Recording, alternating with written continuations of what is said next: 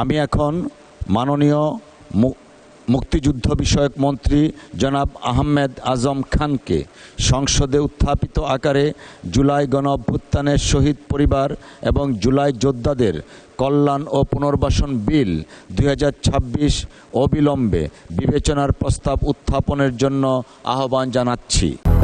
200-র বেশি সার্ভিস ও ফিচারে লেনদেনের সব বিকাশ অ্যাপে সম্ভব। মাননীয় স্পিকার, আপনাকে ধন্যবাদ।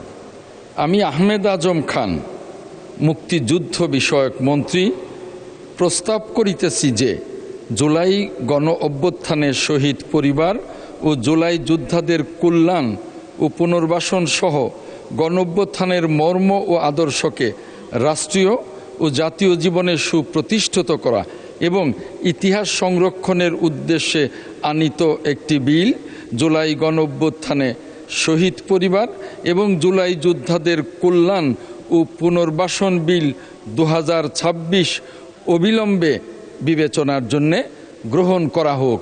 মাননীয় স্পিকার, আপনাকে ধন্যবাদ। ধন্যবাদ মাননীয় মন্ত্রী। সংসদের সামনে প্রশ্ন হচ্ছে, সংসদে উত্থাপিত আকারে জুলাই গণ অভ্যুত্থানে শহীদ পরিবার এবং জুলাই যোদ্ধাদের কল্যাণ ও পুনর্বাসন বিল 2026 অবিলম্বে বিবেচনার জন্য গ্রহণ করা হোক। যারা এই প্রস্তাবের পক্ষে আছেন তারা হ্যাঁ বলুন।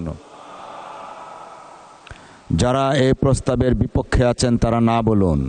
আমার মনে হয় হ্যাঁ জয়যুক্ত হয়েছে, হ্যাঁ জয়যুক্ত হয়েছে, হ্যাঁ জয়যুক্ত হয়েছে।